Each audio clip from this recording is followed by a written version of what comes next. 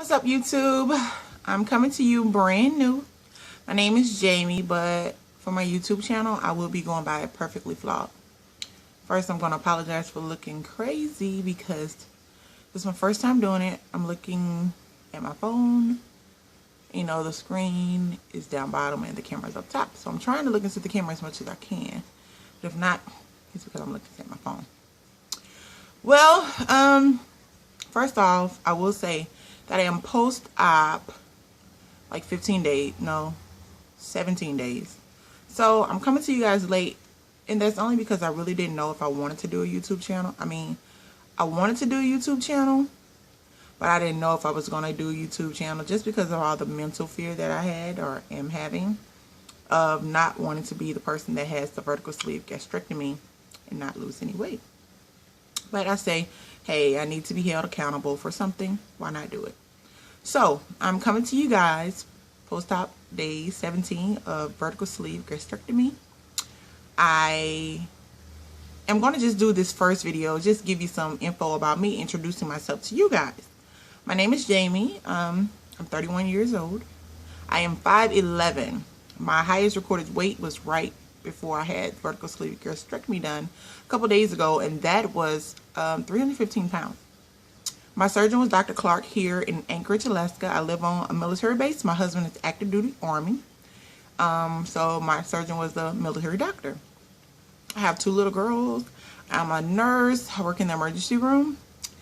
So what else? I'm originally from St. Louis, Missouri, but I was in Georgia for half my life. So Georgia, St. Louis, both of those are my home. South Georgia, that is, Thomasville. But that is just an introduction to myself.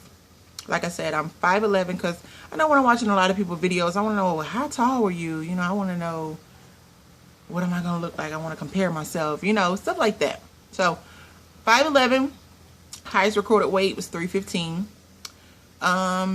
Right before surgery, my doctor really did not require a special pre-op diet. He just said, hey, you guys are professionals at losing weight. Your problem is you can't maintain it. So lose the weight, lose some weight before surgery so you can shrink your liver. So I did like a crash 4 or 5 day diet. What I did, like, cut back on everything, ate salads, and I think like right before surgery I was 307, and that was including the cleansing that I had to do. My doctor did mag citrate, and so that's what I did. So the morning of surgery I was 307, which is pretty good for 5 days, which I did the crash diet. It really wasn't a diet, but the day before I did actual clears, and that wasn't bad because I was so nervous anyway about the surgery. All the what ifs, and being the fact that I'm a nurse is kind of hard because you see things that happen, and being that I work in the emergency room, I only get to see the people that are having complications. So yeah, but let me tell you, there's a long history of me and having weight loss surgery. Like I said, my husband is active duty Army. He joined the military 4 years ago in 2010. At that time, I decided, you know, I had enough. I was weighing like 308. Had enough. I'm diabetic, hypertension, all pregnancy induced, but it runs in my family. It's genetics. It's hereditary for me also, but I'm overweight, so that's not helping either. So hypertensive, I was taking 2 different blood pressure medications, Norvasc and Divan and HCTZ. So 3 blood pressure medications. I was taking Lipitor for high cholesterol, and I was taking Genumet, which is a combination diabetic medication, and glipizide, and 2 different insulins. So I was taking 5 diabetic medications. So total 9 medications. Yeah, at 31. And I've been doing that since I was like 28. Enough was enough, you know. I was like, I got to do something. I got to be here for my babies. I have a 6-year-old daughter and a 10-year-old daughter. And I really need to be here for them and my husband and my mother. The rest of my family, I want to be around. So I tried to start the lap band procedure in Albany, Georgia in 2010, but it took so long. And I kind of got discouraged. I was like, you know what, forget it. I need to do it my way. Everybody in my family was kind of against it anyway. Oh, you need to just back away from the table. Just do it the hard way. Don't do it the easy way. Blah, blah, blah, blah, blah. This is coming from some of my family members that were overweight themselves. And I'm like, if it's that easy, you guys will lose weight also. You know, it's not easy. I've tried every diet. I'll lose weight, gain it back. Lose weight, gain it back. All this yo-yoing. I will lose the weight, gain it back plus some. And then I'm bigger than what I was when I started out. So I was like, hey, I'm going to do something that's going to help me, you know. And I went for the lap band. Like I said, it didn't work out. It took too long. By the time my husband came back in 2012, he was like, okay, it's time for us to move to Alaska. So I ended up in Alaska. When I got here, got in with a primary care doctor because I am diabetic, hypertensive, and I have high cholesterol also.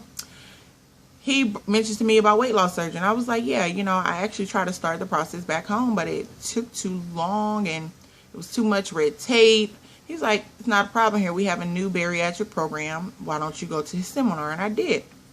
That was a long process also. I went to the seminar maybe in June of 2013. Yeah, June of 2013, I went to the seminar. I thought maybe I was going to get to have the surgery in August, but he did require a 6-month monitored diet like thing, so that you had to check in with the nutritionist and get weighed every month for 6 months. Okay, so I started that process. By the time, I thought in September when I saw him again, I was going to get ready for surgery November, maybe December.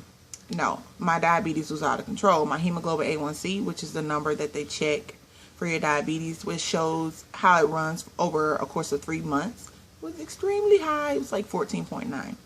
He was like, yeah, I won't do surgery unless it's under 8 because I can't afford to do surgery on someone with out of control diabetes. You won't heal correctly. So, okay, that started my war with trying to keep my blood sugar under control. Do you know how hard that was? Oh my God. Let me tell you. Having to think about everything you put in your mouth at 31 years old with 2 kids and a busy lifestyle, and I work 3 12-hour shifts a week. It's nothing but snack and running, snack and running, snack and running. But something had to give, you know. So I just started making better choices. I didn't do a diet, and I did not lose any weight. Still depriving myself of all the cookies and the cakes and the candies that I love.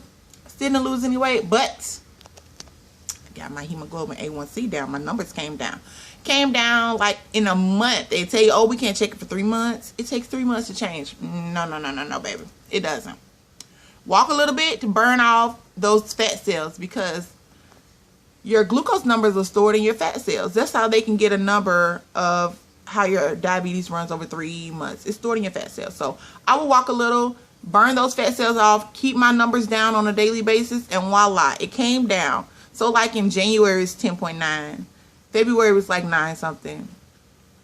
In March it was like 7.6. Woo! I mean, telling me somebody was happy. I was like, I told you I was going to do it. He's like, you said you were going to do it. So he scheduled me for April 11th. And I guess that's going to end my video. And I'll go on to my next video. But that is the introduction of me, Jamie, going by Perfectly Flawed. Nice to meet you.